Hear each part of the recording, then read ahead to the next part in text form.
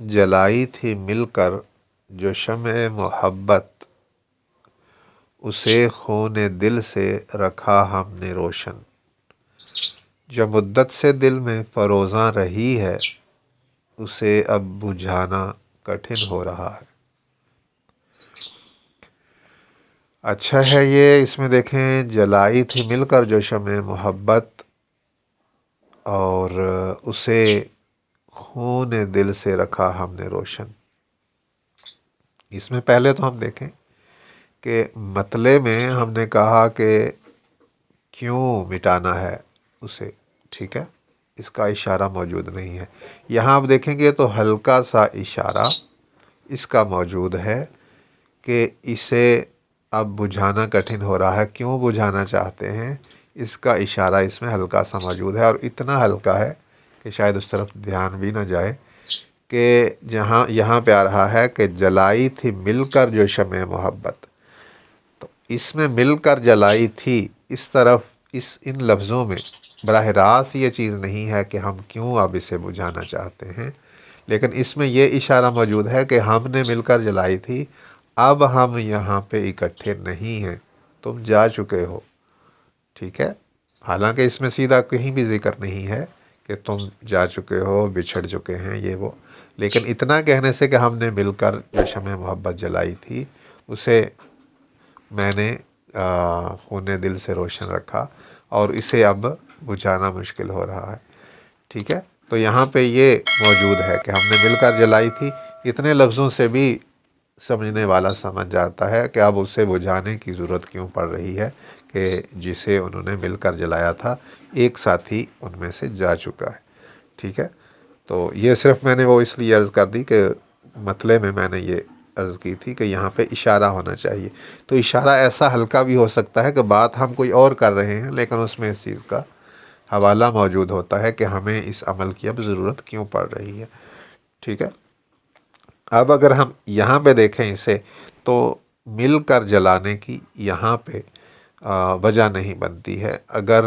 مل کر جلائیں گے تو پھر اس کے لیے انتخاب آپ کے دل کا نہیں ہوگا، کسی الگ چیز کا ہوگا۔ اگر آپ کے دل میں جلی ہے تو پھر اس نے جلائی ہے، اور اگر اس کے دل میں جلی ہے تو وہ آپ نے جلائی ہے، ٹھیک ہے۔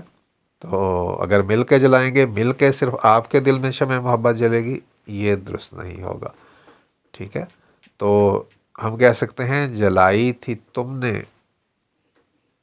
جو شمع محبت، اسے خون دل سے رکھا ہم نے روشن، ٹھیک ہے۔ جو تم نے شمع محبت جلائی تھی میرے دل میں، اسے میں نے خون دل سے روشن رکھا، ٹھیک ہے۔ کچھ اس طرح کا مفہوم آئے گا اس کا۔ جو مدت سے دل میں فروزاں رہی ہے، اب مل کر فروزاں رہی ہے، اسے اب بجھانا کٹھن ہو رہا ہے۔ تو میرے خیال میں اگر آپ کہیں فروزاں رہی ہے تو ابھی بجھانے کی بجائے بہتر ہے کہ آپ یہ کہیں کہ دل کا خون جل کے راکھ ہو چکا ہے، ختم ہو چکا ہے، سوکھ چکا ہے، تو اسے جلائے رکھنا کٹھن ہو رہا ہے، ٹھیک ہے۔ اسے اب بچانا کٹھن ہو رہا ہے کہ وہ جو دل میں تو نے محبت کی شمع جلائی تھی، وہ میں خون دل سے اسے روشن رکھتا آ رہا ہوں، لیکن اب خون ہی ختم ہو چکا ہے جل جل کے، تو اب اسے مزید جلائے رکھنا، اسے بچا کے رکھنا، اس شمع کو کٹھن ہو رہا ہے۔ اس میں ایک لاجک، ایک منطق آ جائے گی، ٹھیک ہے، کہ شاعر اس کے جلائے رکھنے سے اکتایا نہیں ہے، لیکن اس کے پاس اب وسائل نہیں ہیں، اب وہ اسے جلا کے رکھے، اب وہ افورڈ نہیں کر سکتا کہ اس کی محبت جو ہے وہ دل کے اندر باقی اس کی شمع جلتی رہے، ٹھیک ہے۔ تو اس طرف اشارہ ہو جائے گا، میرے خیال میں یہ مضمون اس سے بہتر ہو جائے گا، ٹھیک ہے، کہ دل کے اندر شمع فروزاں ہے تو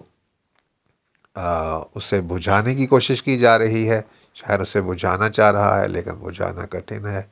تو اس سے اچھا اور بہتر مفہوم ہو جائے گا کہ شاعر اسے جلائے رکھنا چاہ رہا ہے، چاہتا ہے کہ یہ ہمیشہ رہے، لیکن چونکہ ہم نے پہلے مصرعے میں کہا ہے کہ ہم اسے خون دل سے روشن کر رہے ہیں، خون دل دے کر جلائے رکھا ہے ہم نے، تو اب وجہ بنتی ہے کہ جب خون دل ختم ہو چکا ہے تو اب کیا کریں گے، اسے بچانا ہمارے لیے مشکل ہو گیا ہے۔